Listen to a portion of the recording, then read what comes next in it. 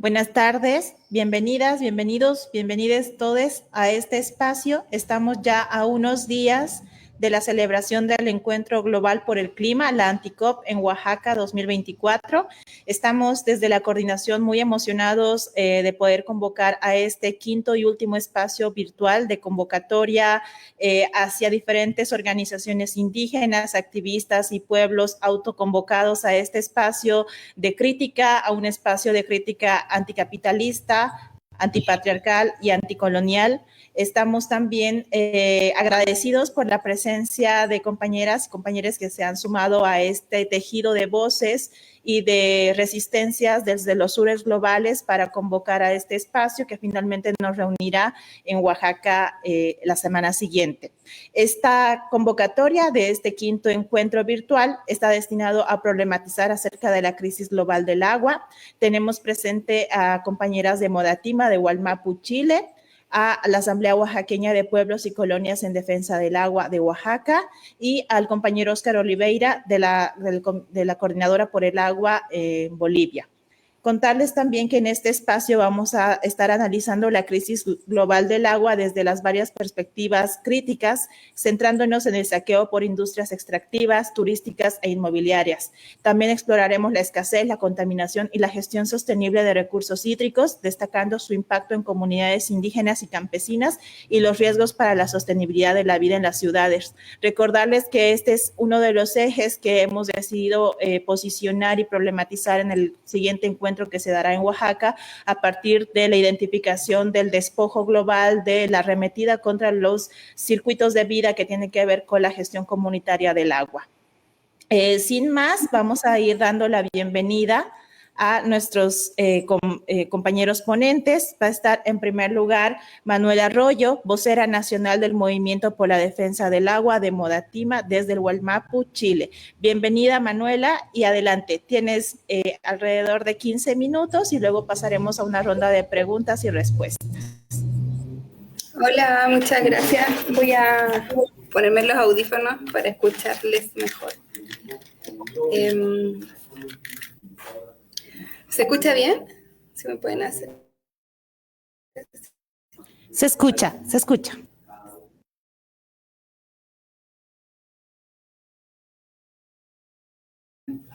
Bueno, hola a todos, a todas. Mi nombre es Manuela Arroyo. Soy vocera nacional del Movimiento por la Defensa del Agua, la Tierra y el Medio Ambiente, Modatima. Esta es una organización que nace ya casi 15 años atrás en la zona central de Chile como una expresión organizada en respuesta al modelo de saqueo y de despojo del agua en Chile. Es importante destacar que producto de un modelo instaurado jurídicamente y políticamente durante la dictadura chilena, el modelo neoliberal, hoy día la relación que existe entre la ciudadanía, la sociedad y las personas en Chile y los bienes de la naturaleza se encuentra mediada por regímenes jurídicos y administrativos que han permitido la privatización, el despojo y también la desigualdad en el agua, en el acceso y en el ejercicio del derecho manual. Es importante destacar que producto de esta dictadura militar se promulgó en 1980 la Constitución Política de Chile, que lamentablemente sigue vigente hasta nuestros días. Y esta Constitución Política se caracteriza por ser la única constitución política en el mundo que privatiza el agua. En aquel capítulo en el que se garantizan los derechos y garantías constitucionales, el artículo 19, número 24 de la Constitución garantiza el derecho a la propiedad. Y al garantizar el derecho a la propiedad, en su inciso final, esta norma establece que respecto del agua existen derechos de propiedad, que respecto del agua existen derechos reales de propiedad. Y luego, el año siguiente, en 1981, se promulgó el decreto, o sea, el Código de Aguas, que lo que vino a hacer es generar la administración jurídica, ¿no? Y administrativa, que permitió al Estado entregar y dar de forma gratuita y perpetua derechos de aguas a particulares. Es decir, en Chile existe una separación, ¿no?, de la propiedad de la tierra y del agua, y respecto de la propiedad del agua existe un mercado de las aguas que se transan, o sea, un mercado de las aguas formado por derechos de agua, derechos reales de agua, que se compran y se venden en el mercado. Que en la práctica significa, ¿no?, que todo el agua que corre por debajo del suelo, el agua que corre por los cauces de los ríos en Chile, tiene dueño. ¿Y quiénes son los dueños? Los que los pudieron comprar o los que los obtuvieron gratuitamente desde la dictadura. Y entonces aquí vamos a identificar como una de las primeras problemáticas en torno al agua, ¿no?, que dice relación con la desigualdad de su acceso. ¿Ya? Producto de que evidentemente, ¿no?, cada día en un modelo neoliberal las aguas son más caras y producto de la escasez, ¿no?, se genera más necesidad.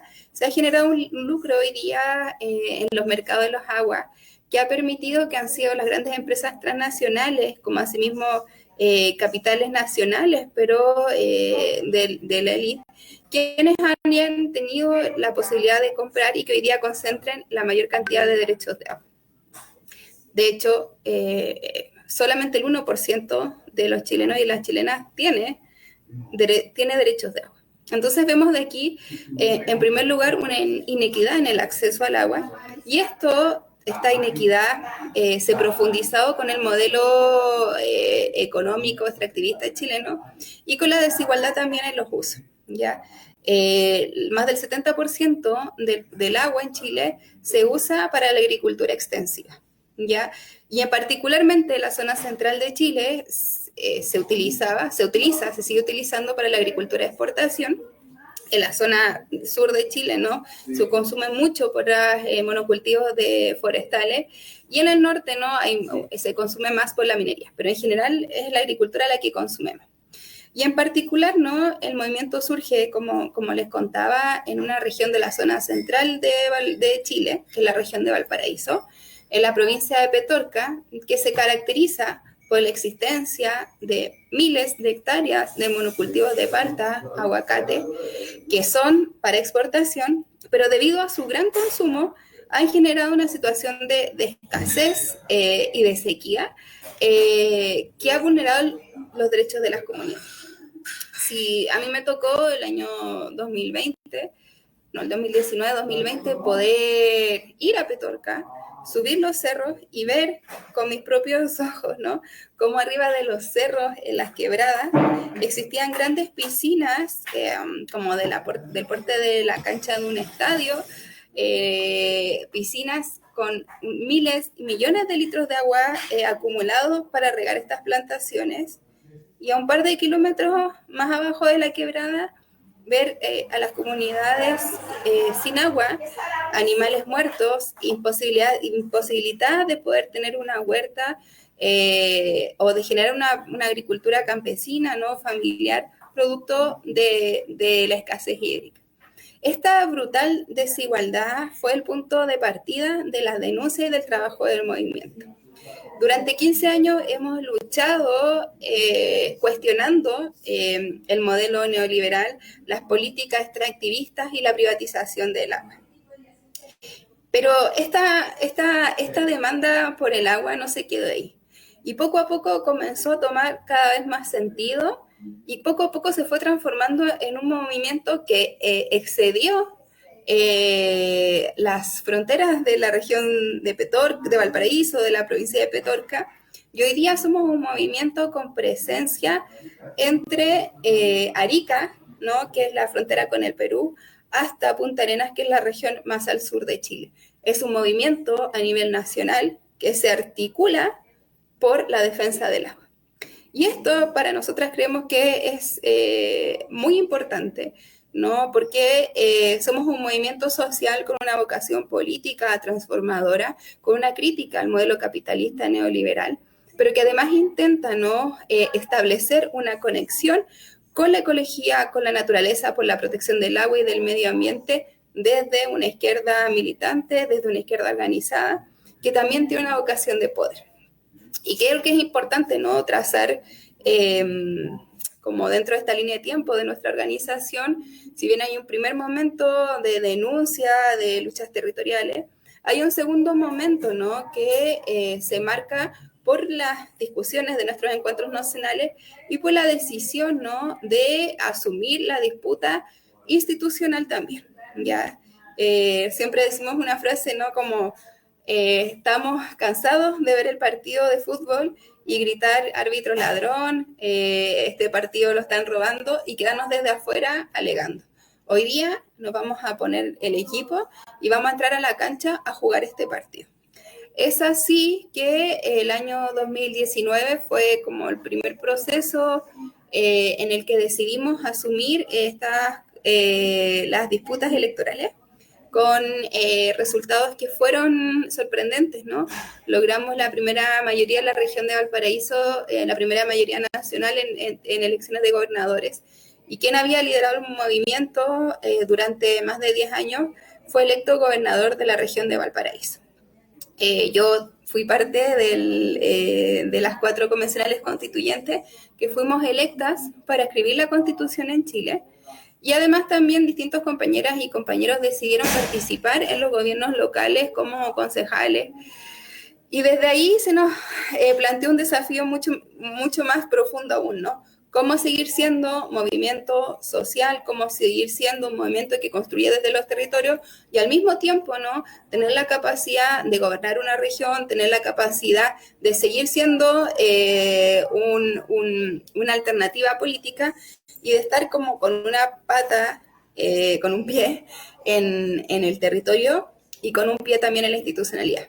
Sin duda ha sido una experiencia que no es tan fácil de sistematizar, como que la estamos viviendo, pero aún no hemos logrado como decía, como sistematizar todos estos aprendizajes. Tenemos muchos desafíos de cómo también hacer este diálogo entre lo institucional y las luchas territoriales, pero sin duda hoy día tenemos una apuesta política decidida, que es seguir el camino de la movilización social, de la acción directa, también de la impugnación, de la incidencia, sin perder nuestro horizonte, ¿no? En esta disputa por el poder.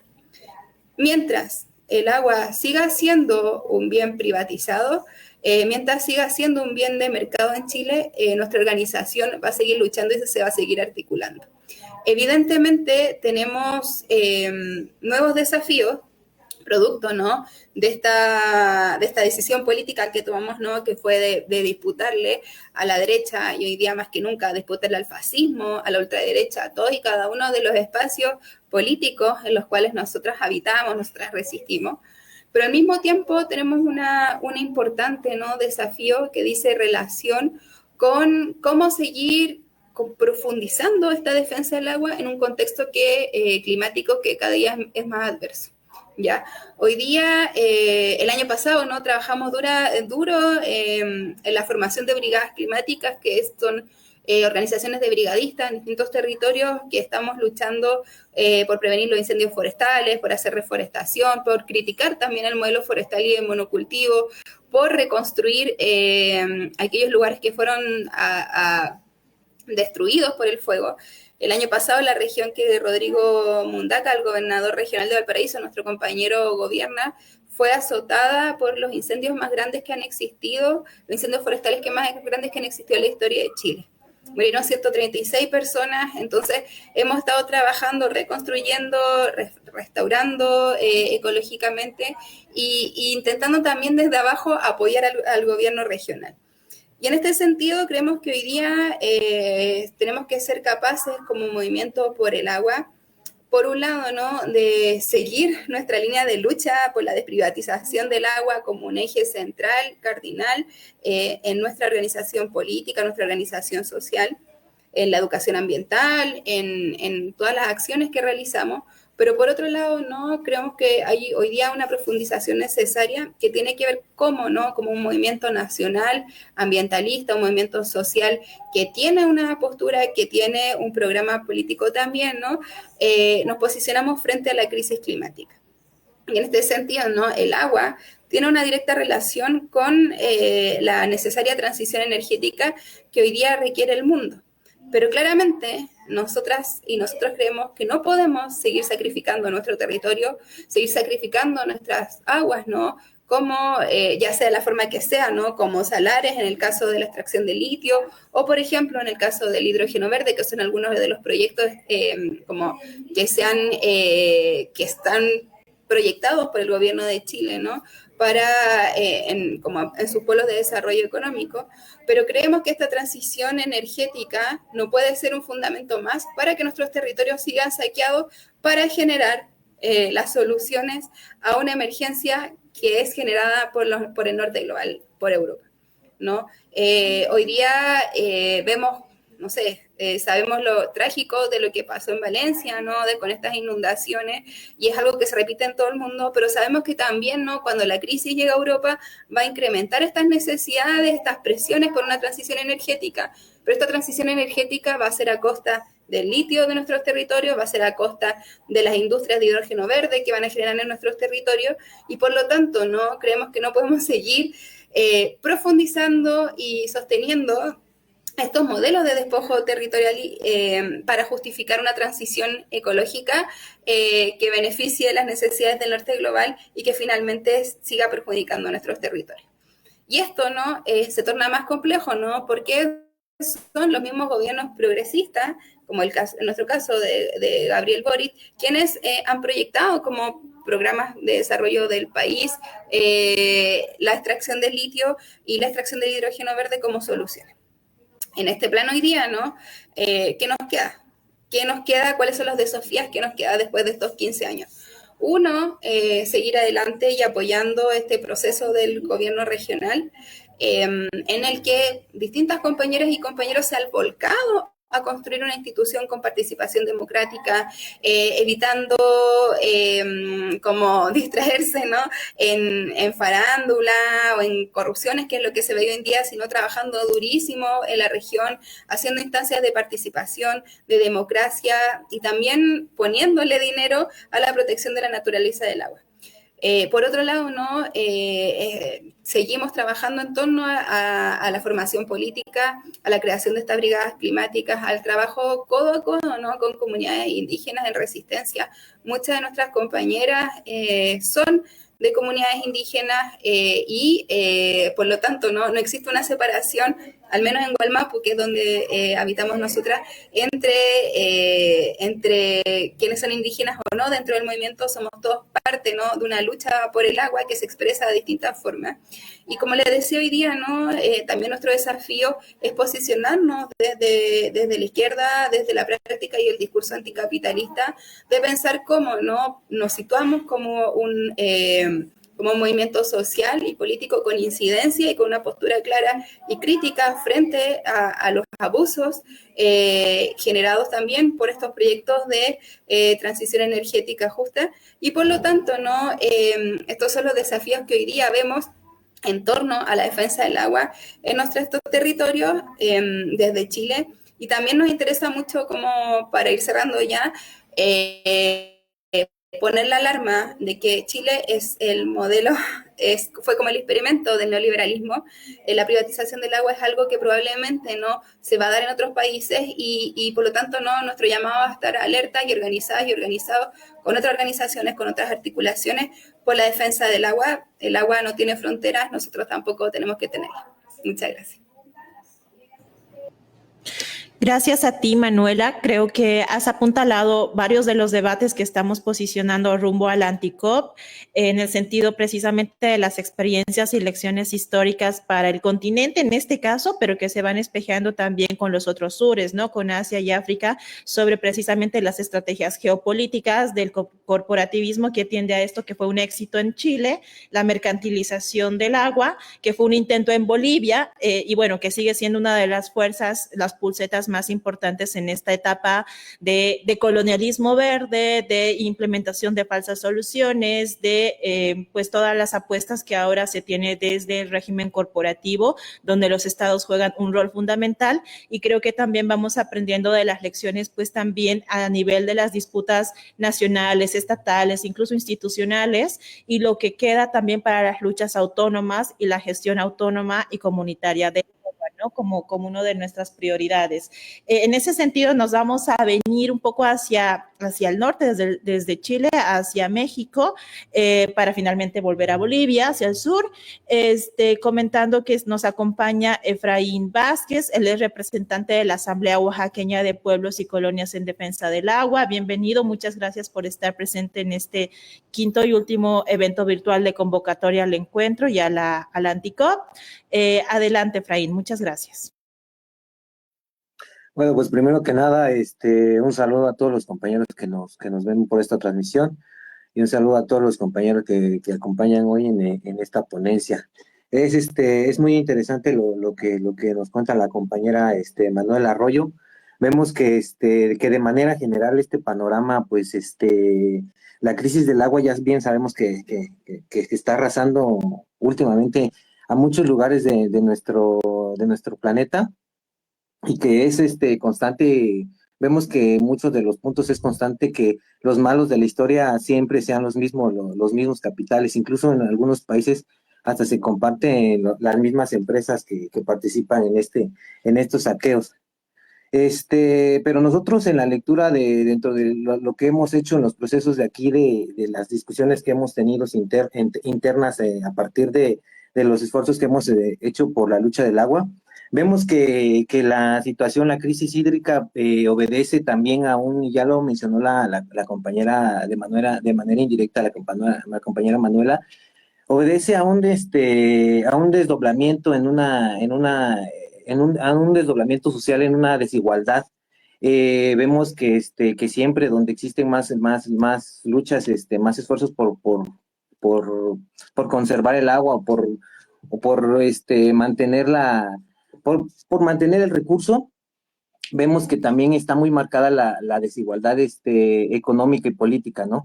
Entonces vemos que va de la mano este fenómeno, que pues si bien es cierto que, como ya lo sabemos, la desigualdad económica pues radica en que el 1% de la población mundial radica toda la riqueza, más que en el 99% de la población. Entonces tenemos claro que también esto aplica a los recursos naturales, ¿no? Sin embargo, en el contexto local y particular de cada país y región donde se esconden los verdaderos peligros y más directos, es donde se esconden estas características, porque tengamos claro que cada lucha implica un riesgo. Nosotros hemos visto que siempre que se presenta una nueva lucha existe un riesgo. Y esos pues están los riesgos latentes, las amenazas que existen contra los defensores de la tierra, contra los defensores de los recursos naturales. Pues es muy preocupante también. Va de la mano el sistema, esta crisis es una crisis sistemática que va de la mano con la desigualdad social, con la desigualdad de recursos y con la violencia que se ejerce en distintos países, ¿no? Aquí particularmente en México se vive una polarización de la violencia con respecto a los grupos del crimen organizado, que también obedecen a intereses políticos. Entonces, la crisis de agua vemos que va marcando también, así como va marcando un territorio de influencias políticas y de influencias de estos grupos de facto, también vemos que va marcando un mapa político del agua, ¿no? Donde vemos que es más probable que exista una crisis de agua, es más probable que se desborde la violencia. Lo hemos visto en muchos casos, ¿no? Ahorita tenemos el caso de la desaparición de Irma Galindo aquí en Oaxaca, una defensora del bosque, el asesinato de Ugi Roy, que es un biólogo que también defendía los ecosistemas, era un biólogo, un estudiante de biología. Entonces tenemos aquí que el sistema, la crisis de hídrica obedece a un sistema de desigualdad global y y tenemos claro que siempre que exista un esfuerzo, una lucha, va a existir esta violencia por parte del Estado y por parte de quienes se vean afectados en sus intereses, ¿no? Entonces, pues se van desenvolviendo algo que le rescaté a la compañera que le rescaté una idea. Dice, la lucha por el agua engloba muchas luchas, a la par la lucha por los recursos naturales en general, la lucha por la tierra y la lucha por los derechos humanos, por mencionar algunas. Entonces, cada vez que empezamos a luchar por el agua, va creciendo, van saliendo otras causas, los derechos humanos, que el tema de la basura, de la ecología, de la deforestación, de los cambios de uso de suelo. Entonces tenemos un fenómeno que si empezamos a escarbar, que si empezamos a investigar más, nos vamos a dar cuenta que todas las crisis están englobadas y están enraizadas y que todo se debe al capitalismo, al pensamiento capitalista y al pensamiento mercantilista, mejor dicho, al pensamiento de ver todo como una mercancía, de ver los recursos naturales como una mercancía, de querer hacer negocio con todo esto, porque aquí muy particularmente en el estado de Oaxaca lo que se ve es las concesiones a sindicatos. Nos dicen aquí en muchos, cuando hemos decidido en algunas comunidades, hemos decidido emprender alguna lucha por el agua, y vamos con las autoridades y preguntamos, y nos dice, pues una de las versiones que nos dan siempre es de que los pozos, de que se están secando los pozos, de que los mantos acuíferos ya no dan, que la sobrepoblación, pero también ya investigando nos metemos más al tema, pero también obedece a que ellos parcializan los tandeos de agua para que puedan entrar sindicatos y con sindicatos que apoyaron en las campañas para que estas personas llegaran al poder, ¿no? Entonces también vemos que responde el agua viene siendo ya como una moneda de pago político o una moneda política social que ocupan los políticos para ir acaparando esos recursos, ir generando este capital, como le llaman ellos, capital de recursos que ellos tienen, capital humano, capital de recursos naturales, capital político que ellos al momento de emprender una candidatura, pues esas son las armas con las que entran en sus campañas, ¿no? Entonces también vemos el tema de que la, la estrategia de nosotros, en particularmente, lo estábamos platicando dentro de la Asamblea de Pueblos y Colonias en defensa del agua aquí de Oaxaca, que nosotros sí es cierto, nosotros en la pluralidad de esta asamblea vemos que muchos tienen muchos perfiles, muchas opiniones, muchos sentimientos, y hay algunos que optan por decir decirle al gobierno que entablar mesas de diálogo con el gobierno, ¿no? Nosotros como autonomistas, como activistas digamos, de esta lucha antisistema, creemos que es necesario empezar también a crear autonomía. Entonces, revisando estos dos fenómenos, vemos que nosotros debemos aplicar en las características de aquí de la lucha local por el agua, debemos aplicar una estrategia bivalente, ¿no? Apostando por los proyectos autónomos que van desde las ecotecnias, desde los proyectos de captación, siembra y cosecha de agua, y también, como dicen muchos compañeros de la misma asamblea, no bajar la guardia con respecto a exigirle, seguir con la exigencia a que el Estado cumpla con su papel, porque si el Estado es el responsable de dotar de infraestructuras, ¿no? Ahorita en Oaxaca particularmente, el 1 de febrero del 2024, el gobierno de Salomón Jara anunció la inversión de 71.9 millones de pesos para para atender el proyecto de la crisis hídrica. Entonces, tenemos una suma millonaria que no se ve reflejada en las tuberías, en los sistemas de repartición del vital líquido en las colonias. Y vemos que tenemos colonias dentro de la ciudad de Oaxaca que tardan hasta 42 días en llegarles un poco de agua, 1 hora, 2 horas. Entonces, o sea, no solo el hecho de vivir en una región donde existe diversa riqueza de natural y con unas características que ayudan a que el agua filtre. Tenemos la Sierra Juárez.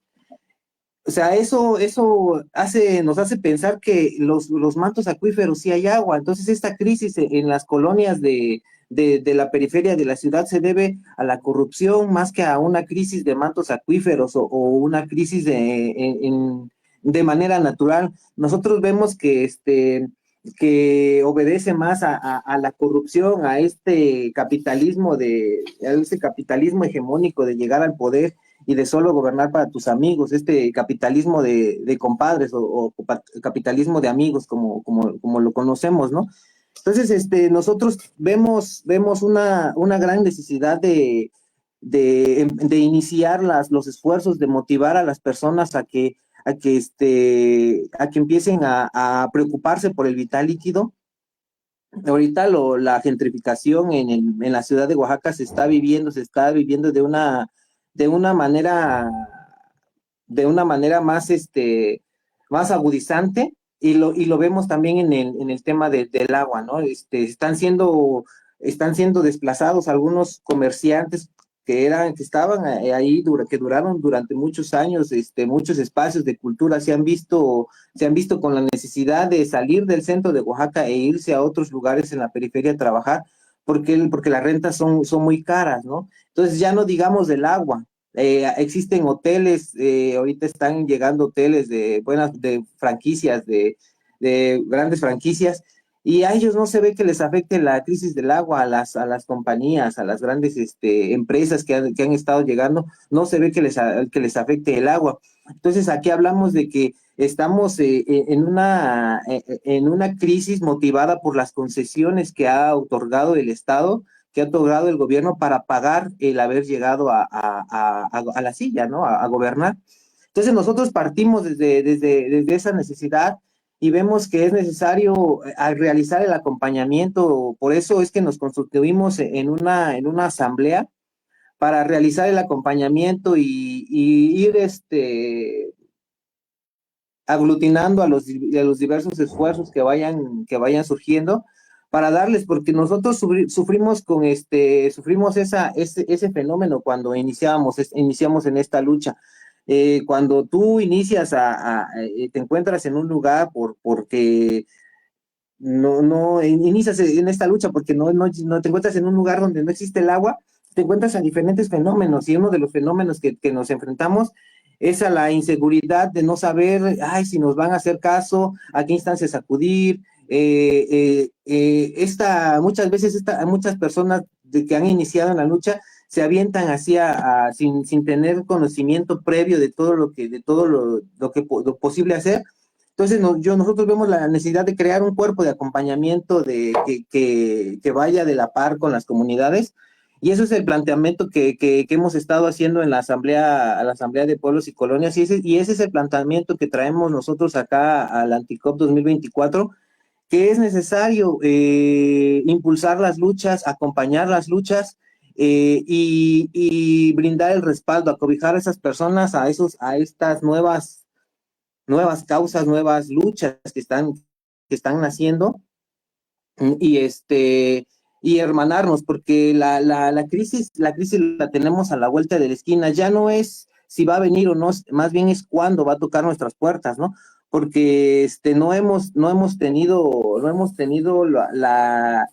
el grueso de la población, no ha tenido digamos, el hábito o la cultura de exigir explicaciones sobre la crisis hídrica. Solo uno de los comentarios que rescatamos de las señoras que acuden a las asambleas es que dicen que nos quieren acostumbrar a la crisis y ella una de las recomendaciones que nos hace es no acostumbrarnos a la crisis. Eso tiene mucho sentido porque una de las estrategias para que para que sea una de las estrategias que ocupa el Estado para que el grueso de la población acepte medidas que no contravienen a sus beneficios colectivos, es ir de manera paulatina, ir acostumbrándote poco a poco, ir diciéndote que el agua se va a acabar, diciéndote que los pozos están secando, diciéndote que la población está creciendo. Entonces, eso nos están manejando la mente para lo que viene, ¿no? Que es una privatización y una sequía más generalizada, porque pues sabemos de que pues el sistema capitalista es una vorágine que no tiene fin, ¿no? Todo lo que pueda comercializar, lo va a comercializar, todo lo que pueda sacar dinero de ahí, va a sacar dinero. Y pues ya para ir cerrando con esta pequeña participación, pues recalcamos nosotros en la Asamblea de Pueblos y Colonias en defensa del agua de Oaxaca, que cada uno de nosotros tiene la responsabilidad de participar y de comprometerse en el cuidado del agua, pero también tenemos la responsabilidad y el compromiso de empezar a luchar contra todos estos fenómenos que nos van arrebatando poco a poco este recurso y que no se compara en nada con lo que nosotros gastamos. O sea, lo que nosotros podamos hacer es pequeño con lo que va a surgir si luchamos contra estos grandes monstruos que nos están provocando la crisis. Efraín, muchas gracias. De forma muy complementaria y también muy profunda a la postura de Manuela y a la exposición, se van articulando varios de los desafíos de la lucha, ¿no? Ponía, por ejemplo, Efraín, uno de los ejes que viene pues desde México y Centroamérica también, el rol del actor de las estructuras criminales a la par de todo lo que hablábamos de la postura corporativa, estatal, institucional, de los mecanismos internacionales que tienen esta apuesta de mercantilización de la vida en general y del agua en ese tejido, pues se suma como todos estos desafíos, ¿no? Y claro, no es una casualidad que México y bueno, Latinoamérica en general sea uno de los territorios más peligrosos para las defensoras y los defensores del medio ambiente y tiene total consistencia pues con los modos de vida integrales y de respeto de la Pachamama, la naturaleza que tenemos en nuestros territorios. Muchas gracias por tu participación. Iríamos hacia nuestro tercer ponente. Él se conecta desde Bolivia, es Óscar Oliveira Foronda, vocero de la Coordinadora del Agua y de la Vida en la Guerra del Agua en el 2000 y ahora vocero de la Comunidad del Agua de Bolivia, dirigente obrero desde 1980 hacia el 2010. Óscar también nos va a compartir un poco de la experiencia precisamente contra la privatización y mercantilización del agua y bueno, cuáles son los desafíos en esta coyuntura. Adelante, Óscar. Bueno, muy buenas tardes, Carmen. Agradecido por la posibilidad que nos brindan para poder dirigirnos a compañeras y compañeros en esta nuestra Abya Yala, hoy llamada América. Primeramente, rendir mi homenaje y saludo a la doctora Berta Muñoz Mier, una combatiente que vivió mucho tiempo en Oaxaca y que tuvimos acá en Bolivia de tenerla unos cuantos meses. De hecho, prácticamente la doctora Berta Muñoz vivió en mi casa y compartimos pues muchas de las cosas que habíamos hecho acá en Bolivia y también cómo se iba desarrollando todo el proceso oaxaqueño a partir de ese gigantesco movimiento que conmocionó nuestra América en el 2006. Primeramente, mi homenaje a la doctora Berta Muñoz. Segundo, pues simplemente comentarles que acá hace casi ya 25 años se desarrolló un proceso muy importante de rebelión popular frente a la privatización del agua. Una ley privatizadora y un contrato de concesión, que en realidad es un contrato de privatización de una empresa local de agua, establecía que se privatizaba todo el agua, más o menos como lo que ha comentado la compañera de Chile, de Modatima, donde esta ley ponía en manos de un superintendente que estaba inclusive en ese tiempo en estas estructuras estatales que nos fueron impuestas por organismos financieros internacionales, un superintendente que estaba por encima del propio presidente del país. Él era prácticamente el dueño del agua y esta ley no solamente entregaba nuestras aguas al mercado, a las transnacionales, aguas que podían ser aguas de todo tipo, incluyendo el agua de la lluvia.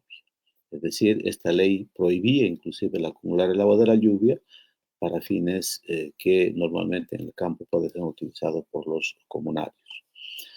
Y un contrato de concesión, reitero, por 40 años de la empresa pública de agua Cochabambina, lo que derivó en un conflicto muy serio, yo diría desde la perspectiva de la visión que tienen estas grandes corporaciones, el Banco Mundial, que fue el que impulsó la privatización del agua en Cochabamba el año 2000, grandes corporaciones que inclusive no tienen nada que ver con el agua, como es Bechtel, una empresa de construcción civil muy ligada a la familia de George Bush, pues curiosamente vinieron a privatizar el agua a una ciudad pequeña que en ese tiempo no tenía ni 2 millones de habitantes, ni siquiera 1 millón de habitantes en aquel tiempo, y que curiosamente pues el Banco Mundial junto con estas corporaciones y una complicidad cínica con los gobiernos de aquel entonces deciden privatizar el agua en Bolivia.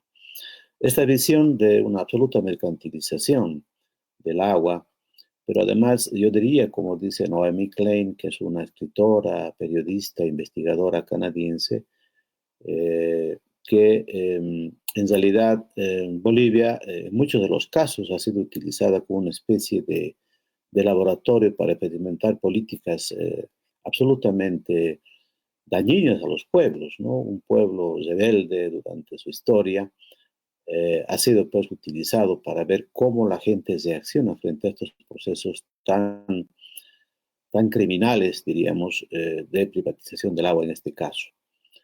Ese experimento pues tuvo una reacción absolutamente, seguramente eh, muy sorprendente para estos grandes poderes, que se enfrentaron a una población cochabambina, acá en Cochabamba, que rechazó y enfrentó el proceso de privatización. De hecho, el agua se privatizó en noviembre del año 1999 y el pueblo cochabambino se organizó en una denominada Coordinadora de Defensa del Agua y de la Vida para defender el agua no solamente como un bien común, definitivamente el agua ni siquiera es un recurso, ni siquiera es un derecho humano, el agua es la sangre de la Pachamama, el agua es un ser que permite la reproducción de la vida y por lo tanto esa visión de nuestros ancestros, de nuestros abuelos y abuelas, que determinan que el agua es un patrimonio de la naturaleza, el agua no tiene, nadie es propietario del agua, el agua es un patrimonio que ha sido entregado por la Pachamama para que todos los seres vivos puedan tener un acceso irrestricto para su uso. No puede ser propiedad de nadie menos de una transnacional. Ese fue el pensamiento y el horizonte colectivo construido colectivamente entre todos y todas acá en Cochabamba, campesinos y citadinos, obreros, campesinos, maestros, estudiantes, jóvenes, ancianos, ancianas, niños, mujeres, hombres, que enfrentaron esta política desde esa perspectiva. El agua no es una mercancía, el agua es un ser vivo, el agua es un patrimonio, reitero, que ha sido entregado por la Madre Tierra para que todos los seres vivos, cuando decimos los seres vivos, no solamente los seres humanos, sino las plantas, los animales, las piedras y la propia tierra, que es un ser vivo para nosotros, como la Pachamama, por eso se llama Madre Tierra, pues deben tener un acceso irrestricto. Hubo una resistencia durante 5 meses donde hubieron muertos, heridos, confinados, apresados, maltratados por la policía y el ejército. El gobierno tuvo que recurrir al ejército para colocar francotiradores que de manera selectiva asesinaban a jóvenes particularmente para poder generar un escenario de terror y de miedo en la población, algo que no ocurrió. El gobierno decretó inclusive el estado de sitio, la ley marcial que prohibía que los ciudadanos puedan caminar en las ciudades mientras se bloqueaba las calles y los caminos en Cochabamba, y la gente no se movió de su lugar, de las barricadas, lo que ocasionó más bien que el ejército y la policía puedan volver a sus cuarteles y sean ellos los que pidan permiso para poder circular por las calles. Es decir, se estableció una especie de gobierno popular autónomo que en la plaza principal de Cochabamba, en cabildos de 60.000 personas, se definía el rumbo de este conflicto para decidir ante todo qué es lo que queríamos como ciudadanos en cuanto al destino y el disfrute del agua. Finalmente, después de 8 días en abril del año 2000, cuando el gobernador renunció, el alcalde pasó a la clandestinidad, las sedes de los partidos políticos fueron ocupadas por la gente tomó los medios de comunicación, las radios, los canales de televisión para poder expresar su voz. Cuando el gobierno se vio obligado frente a esta situación a romper el contrato de privatización del agua de la empresa pública acá en Cochabamba y finalmente abrogó la ley privatizadora y fue reemplazada en 24 horas por la presión popular por una nueva ley redactada por la Coordinadora de Defensa del Agua y de la Vida, y esta tuvo que ser aprobada por, reitero, esta presión popular, este poder popular que fue construido abajo en defensa del agua. Yo quiero indicar que después de 25 años, esta acción popular es pues recordada y de hecho esto sirvió a partir del año 2000 para que el año 2010 la Asamblea de la Organización de las Naciones Unidas pueda declarar el agua y el saneamiento como derechos humanos fundamentales. Sirvió para que en la Constitución boliviana del año 2009 se declare el agua como un derecho fundamentalísimo humano, y creo que esta acción tuvo pues un proceso que va más allá de la simple defensa o recuperación del agua como un bien común, reitero, como un patrimonio de la Pachamama para devolverle a ella lo que legítimamente le corresponde. Después de 25 años podemos decir que estas empresas que vinieron de manera, yo diría, no ingenua, sino absolutamente subestimando el poder popular, subestimando la indignación de la gente y la propia dignidad de la gente, han crecido mucho. Después de 25 años pensamos que nosotros, esta situación es mucho más grave para nuestros pueblos.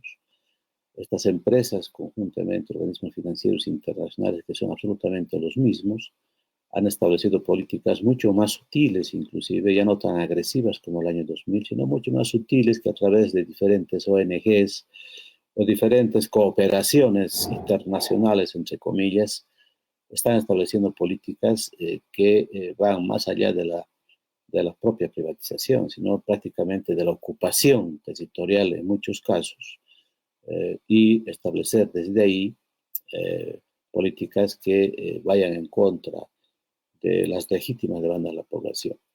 Yo creo que en el mundo y particularmente en nuestra América tenemos elementos comunes, ¿no? Los elementos comunes son todos estos modelos de desarrollo globalizados, impuestos en todos los gobiernos de todos los colores, y por eso nosotros no creemos de que una participación en estas instancias estatales puedan solucionar los problemas de la gente. Es absolutamente ingenuo pensar aquello, sino que la verdadera fuerza de cambiar las cosas está abajo, está en la gente organizada, no importandonos quién esté ocupando circunstancialmente el aparato del Estado. Eso lo hemos entendido. Las condiciones de estos modelos de desarrollo extractivista fundamentalmente están ocasionando no solamente ya la privatización de empresas públicas de distribución de agua y servicios básicos, sino también privatización significa ante todo el despojo del agua a las comunidades y a los seres vivos. Y este despojo se puede mostrar claramente en los efectos que produce este modelo económico extractivista, contaminando nuestros ríos con actividades mineras, contaminando territorios y agua fundamentalmente con monocultivos, es decir, políticas que están destruyendo nuestra naturaleza, ¿no? Están teniendo definitivamente formas neocoloniales de ocupación territorial, grandes consorcios, particularmente canadienses y chinos en nuestra América, y creo que son enemigos comunes los que tenemos todos nuestros pueblos, y también nuestros pueblos tienen pues historias y horizontes colectivos comunes. Por lo tanto, creo que estos encuentros nos posibilitan no solamente de compartir experiencias, sino ante todo, creo que lo que podemos hacer en este momento es levantar el ánimo.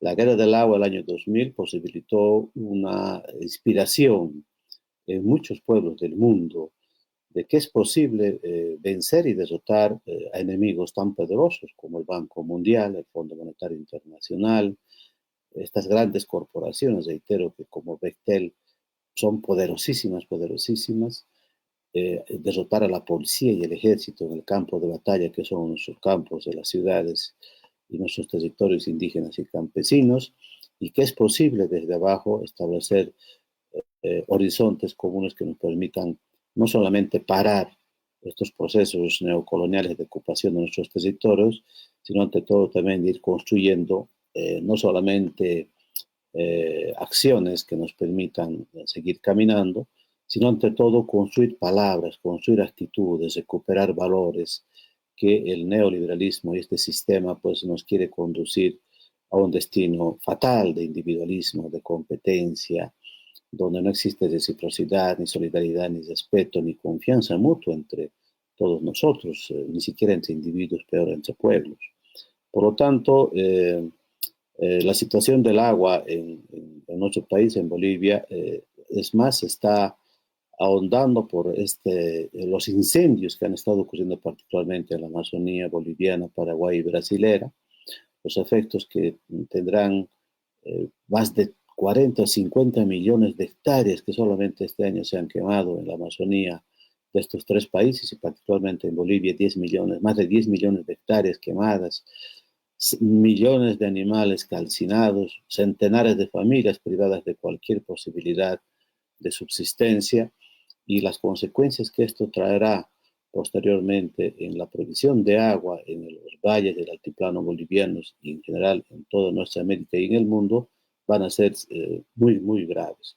Por lo tanto, enemigos invisibles como el cambio climático son enemigos nuevos con los cuales tendremos que desarrollar capacidades y acciones totalmente imaginativas, creativas, pero firmes para enfrentar aquello, no solamente a gobiernos, no solamente a empresas transnacionales, no solamente a los organismos de represión, sino también el cambio climático que está afectando seriamente nuestra situación. Es más, hoy un gobierno denominado popular como el boliviano, autodenominado porque nosotros no lo consideramos así, está estableciendo un proceso de privatización de los sistemas comunitarios de distribución de agua para riego y consumo humano en áreas urbanas y rurales. Lo que no pudo hacer Bechtel, lo que no pudo hacer esa ley de privatización el año 2000, hace 25 años, hoy el gobierno del MAS lo está haciendo eh, construyendo empresas públicas municipales y exterminando, expropiando, privatizando, despojando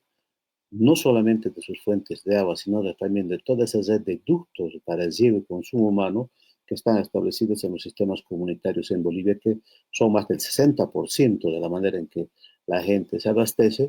Por lo tanto, es un nuevo elemento que nos permite a nosotros organizarnos, enfrentar y seguir resistiendo, pero también seguir construyendo una nueva forma, no solamente de ver el agua, sino una nueva forma de ver la vida y construir entre todos una sociedad mucho mejor. Gracias.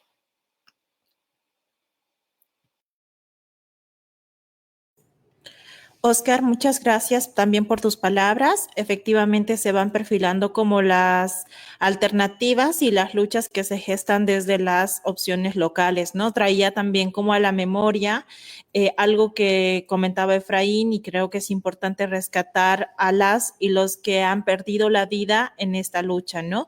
En Bolivia en 2000 fue sí se perdieron vidas, pero también fue la antesala a algo que soñábamos como un cambio radical de la estructura de la matriz económica, que nos estamos disputando, y lo decía bien Oscar, no solamente el agua como un recurso separado, sino modos de vida integrales que nos hacen y que en la herencia de la memoria de nuestros pueblos nos hacen recordar que somos parte de un circuito de vida inseparable, integral, interdependiente, y la comunidad humana es parte de ese, ¿no? Y que la crisis que estamos viviendo perfectamente ahora se perfila hacia los responsables corporativos, multimillonarios, y que ahí hay toda una disputa y toda una lucha que va desde lo local, pero planteándose a nivel global en defensa básicamente de la vida. Vamos a pasar hacia nuestra última ponente.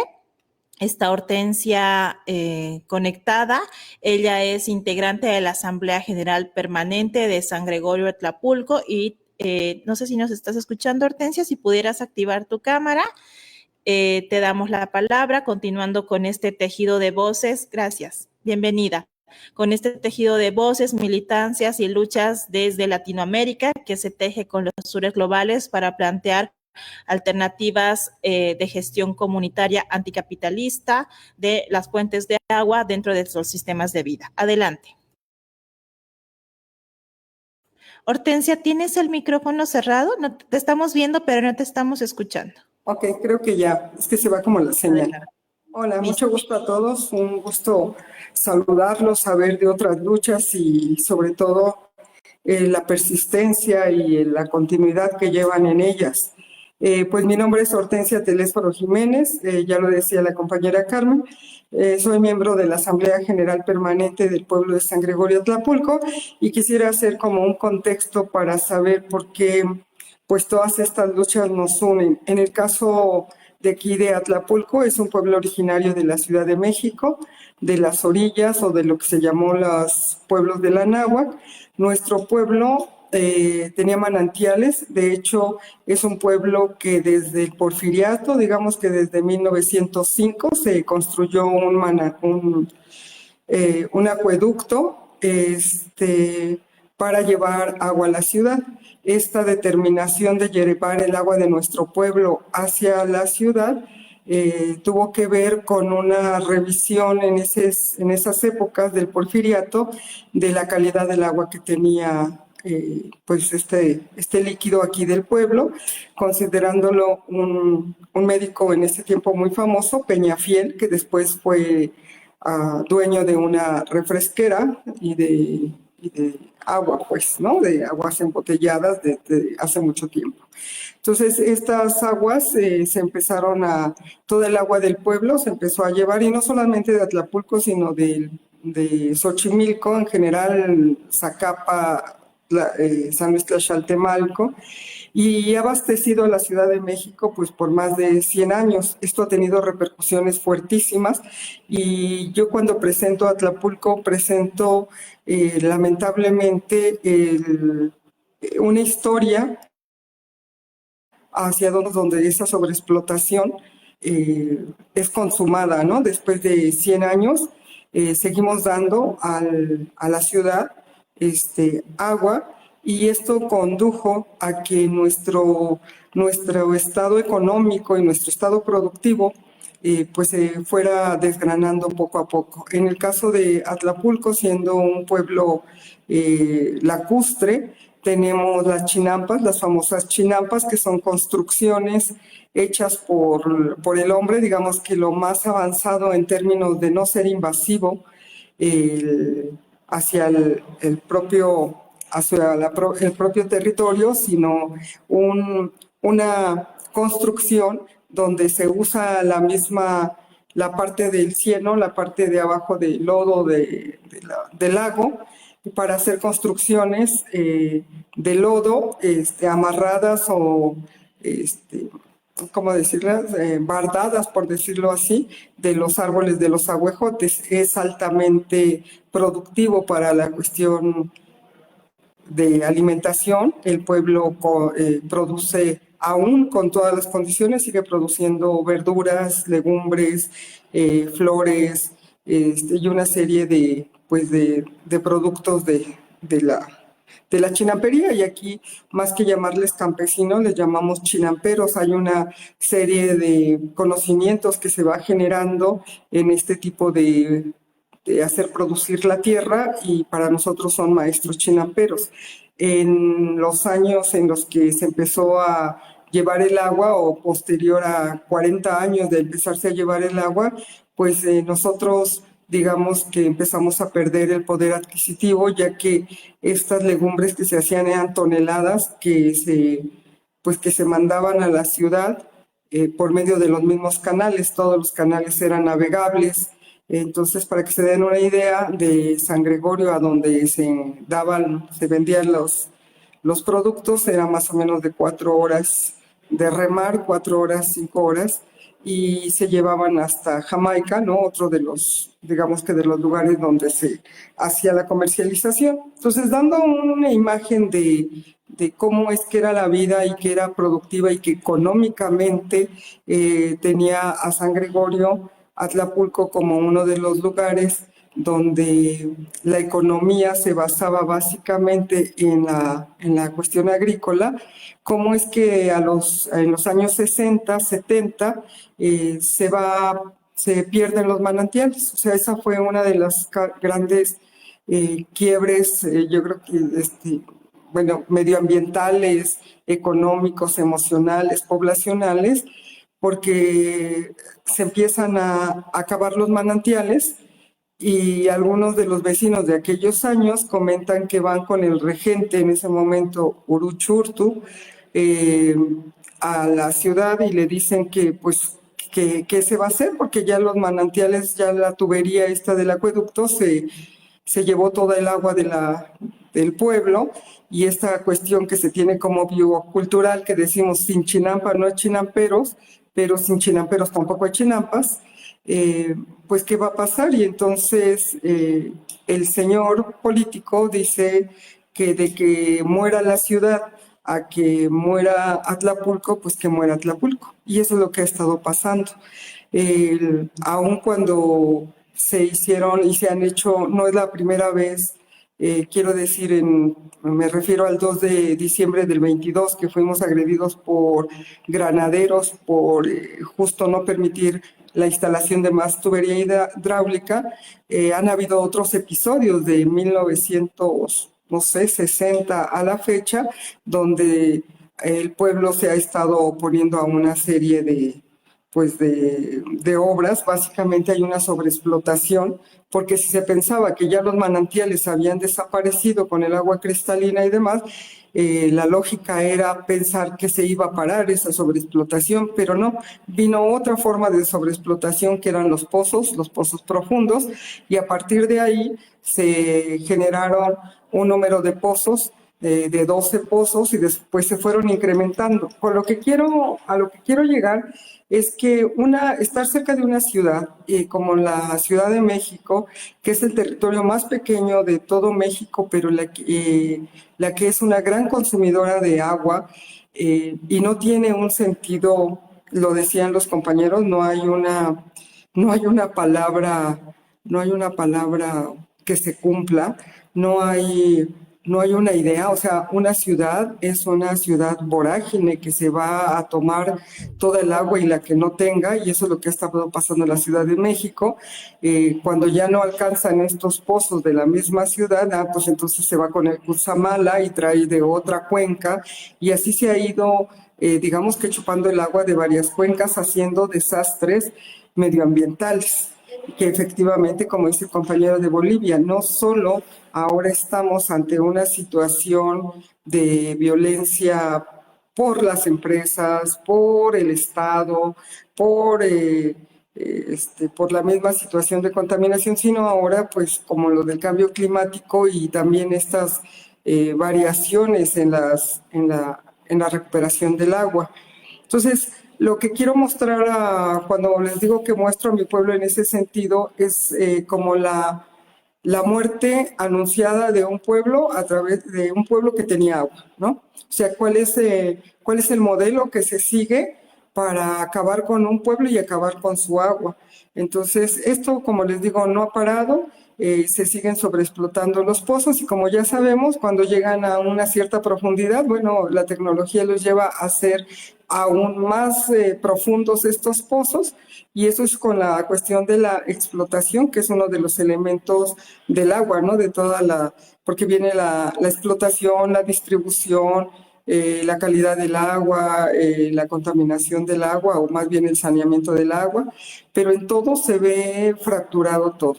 Como situación anexa a esto, en el 2017 hubo un sismo que en nuestra vida como pueblo hubiésemos imaginado que nuestra comunidad, que nuestro pueblo iba a ser tan dañado.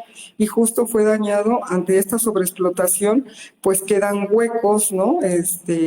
Hay un secamiento de la tierra, del suelo, que hace que se resquebraje y dejó grandes daños pues en la superficie, en las casas, ¿no? Hubo fallecimientos y demás. Entonces, podríamos pensar que eso que fue en el 2017 tendríamos que haber tenido una forma de recuperación. Si ya vimos que la humedad, porque nuestra zona que queda como ese resquicio del lago, pues es un humedal. Nosotros tenemos como ecosistema es un humedal y pues esperaría que hubiese filtraciones de agua que permitieran esta humectación del suelo y que permitieran no tener pues tantos daños en el territorio. Sin embargo, no hay tampoco un proyecto de gobierno.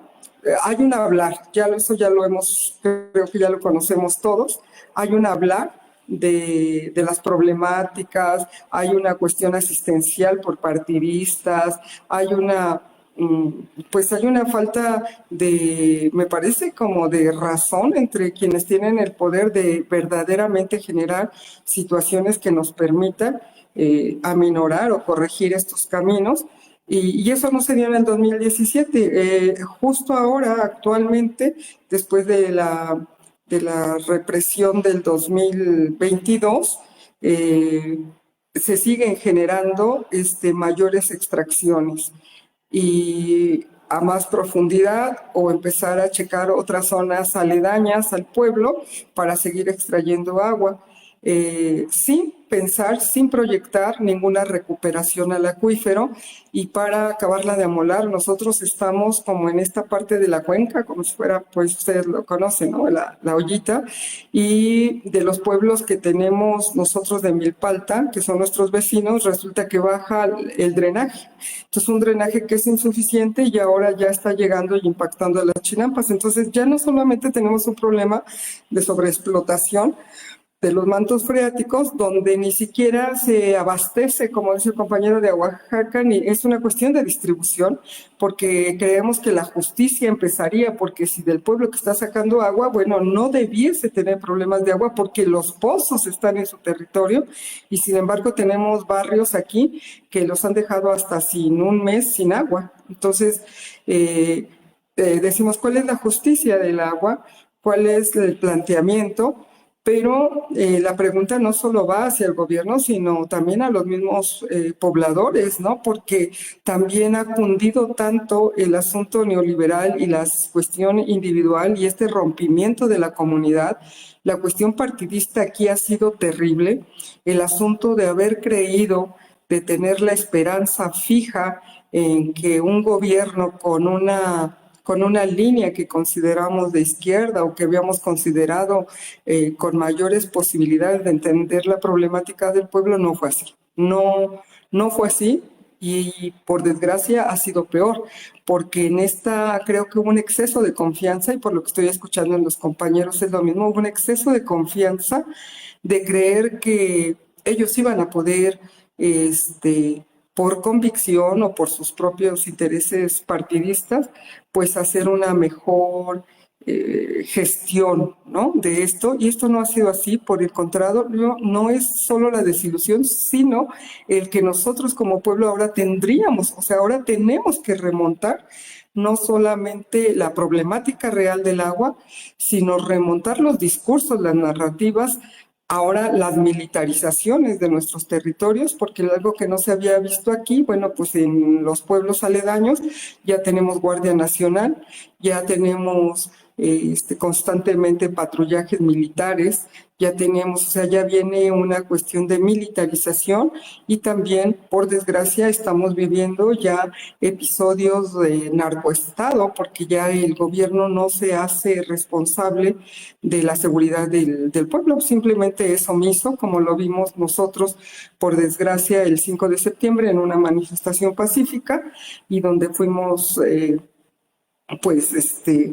agredidos por un grupo de choque, que más de choque es paramilitar, ¿no? Porque sí sabían a lo que iban. Entonces ya son grupos paramilitares, y lo sorpresivo es que se había visto en la Ciudad de México como una ciudad más progresista, más de derechos, y que ahora pues tendríamos que remontar, y viene una situación más difícil, porque muchos de los vecinos, muchos de nuestros hermanos se han quedado en el discurso por una cuestión de programas y de prebendas que hay, y entonces hemos perdido a mucha gente en la lucha por nuestro territorio, por nuestro medio ambiente, por nuestros recursos. Esto como que nos va dando cuenta, como bien dice el compañero de Oscar, pues que la creatividad y que las formas de volvernos a empatar tienen que surgir, pero tienen que surgir prontamente, porque estamos ante situaciones graves, tanto del número de gente que participa, porque el miedo ha sido un paralizante, y luego si le unimos a las cuestiones de adicción a la internet y demás, verdaderamente pues tendríamos que aplaudirles, que sí son muy inteligentes y que sus planes están hechos a mayor largo tiempo que lo que hacemos como pueblos originarios. Entonces, lo primero que creo que tendríamos que remontar es, ahora sí, como haciendo una alusión, tener que remontar vuelo como las águilas y empezar a ver desde arriba cómo es que se están planteando las cosas y a más largo tiempo, porque por lo menos en el caso de Atlapulco, digamos que es un pueblo más incendiario. Sí es cierto, se ha defendido, pero se defiende a los cortos tiempos incendiariamente, pero después es muy difícil mantener una lucha como la que escucho que han tenido otros, que hay un tránsito más fuerte y más consciente, más madura de esta lucha. Y en el caso de nosotros hay que volver a regresar a estrategias que ha hecho el gobierno, por ejemplo, en mi persona, en persecución, en rumores, o sea, en esas cosas tan sencillas, simples, que les ha dado muy buenos resultados en los pueblos originarios, y ahora esta cuarta T trae una fuerte carga de suplantación de las verdaderas autoridades tradicionales, porque se llevan acarreados a las asambleas, y entonces todos los proyectos que salgan, pues salen ya validados en una suplantación de la verdadera autoridad. Estamos ante situaciones particularmente graves porque tenemos más variables. Como decía algún compañero, pues es que antes estábamos en una situación que la teníamos como ya muy delimitada, y creo que por lo que escucho, para muchos de nosotros son situaciones nuevas, pero sí tenemos que dar como saltos prontos. En el caso que dice el compañero Efraín, tener una mayor información y manejar mayores informaciones sobre el agua, me parece, y bienvenidos si está la posibilidad de poder acompañarnos en términos de esta información técnica, de esta información observacional, empírica, de lo que tenemos del agua, porque va a ser sumamente necesario. En el caso de la Ciudad de México hay otra organización en la que también participamos, que es el Frente en Defensa de los Derechos de los Pueblos de la Anáhuac, donde son los pueblos, las representaciones o los voluntarios que están en algunas partes de los pueblos de toda la ciudad, y justo este trabajo ha sido muy interesante. Ellos le han apostado por la revisión técnica, histórica, medioambiental del agua, y se han estado haciendo foros que son muy importantes y que es necesario seguir pues incorporándolos o haciéndole más promoción o haciendo caravanas como mucho más fuertes en la información del agua con datos que no solo sean, eso es importante, que no solo sean técnicos, sino que sobre todo estamos viendo que el punto de encuentro y el puente es la historia de los lugares, la historia del agua y la historia de cómo se han resuelto los problemas o la historia de cómo no se han resuelto o cómo se han incrementado los problemas, porque allí mismo creo que encontraremos las posibilidades de hermanarnos y de generar nuevas propuestas en la lucha por el agua, por el territorio y por la vida, así como lo nombra. Digamos que está la otra parte. Nosotros fuimos sede de la tercera Asamblea Nacional por el Agua y la Vida y que ha caminado ahorita a la quinta y sexta Asamblea bajo la visión del CNI, y vemos cómo hay esfuerzos de diferentes colectivos, de diferentes rumbos que tendríamos que ir asumiéndonos. Y creo que no hay otra más que, pues en esta parece ya muy trillada, pero verdaderamente solamente la unión hará la fuerza para que pues los pueblos no tengan que sufrir lo que nosotros hemos sufrido, un empobrecimiento, porque ahora categóricamente en el INEGI y en algunos otras situaciones de los programas, pues ya toman a Atlapulco como uno de los lugares vulnerables por la pobreza que tiene y demás. Pero habría que explicar de dónde viene toda esa pobreza y cómo es que se nos roba la identidad a través de no tener agua. Pues ahora con todo y el agua que se tiene y se hacen todos los esfuerzos por seguir manteniendo las cosechas y tener un arraigo agrícola, vemos cómo es que aún con todo se ve claramente el gobierno tratando de, en un discurso de doble moral, por un lado, hacer que la gente produzca lo que no va a vender y entonces pues, se va a ir desanimando, y al desanimarse la identidad, por lo menos de nuestro pueblo, que es Chinampera, pues perderse por completo, y pues así es mucho más fácil. Al no tener identidad no sabes para dónde vas, y creo que algunos chinamperos sí lo tienen muy claro. Dice, yo no quiero ser un trabajador de Walmart, o yo no quiero irme a pintar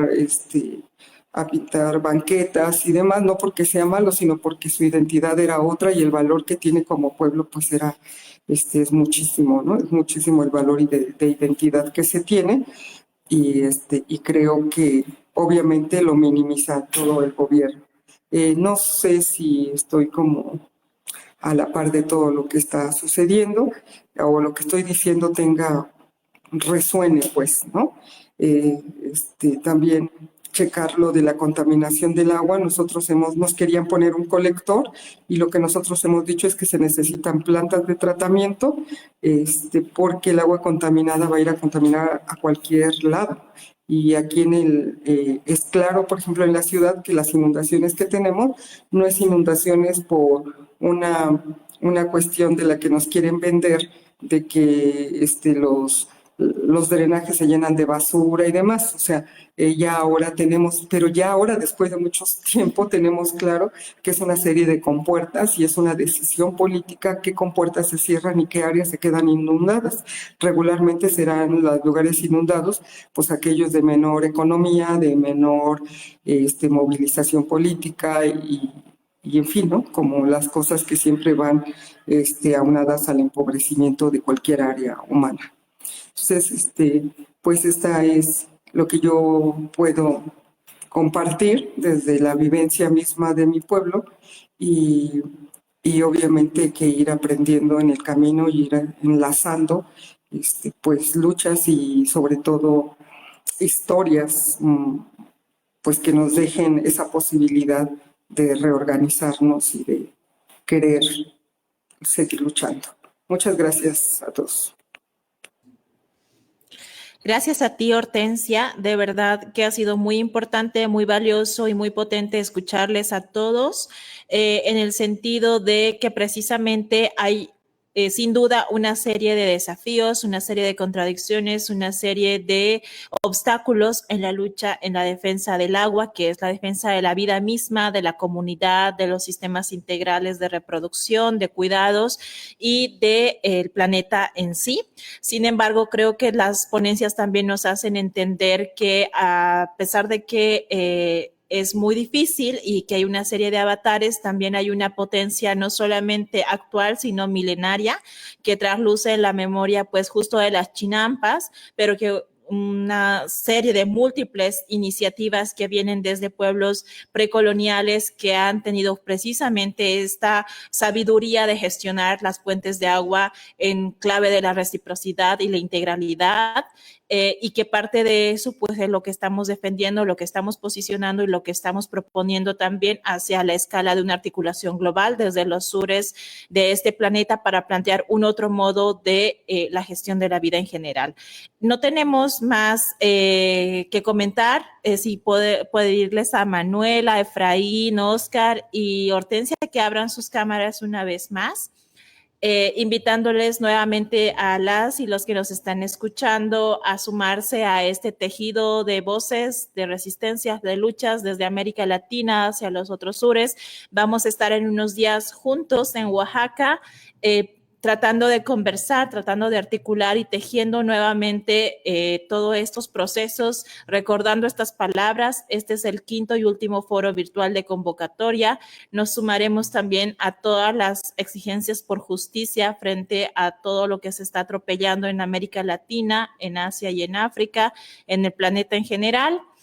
Agradecerles nuevamente a los ponentes que se han convocado a esta tarde a posicionar desde las luchas añejas, desde Chile, Bolivia y México, para hablar la defensa comunitaria del agua. Y bueno, de este modo nos iríamos despidiendo de este foro virtual, renovando la invitación para sumarse a las actividades públicas que tendremos en Oaxaca y pues nos encontramos allá. Muchas gracias. Muchas gracias, que todos estén bien. Muchas gracias, compañeros. Buenas tardes a todos.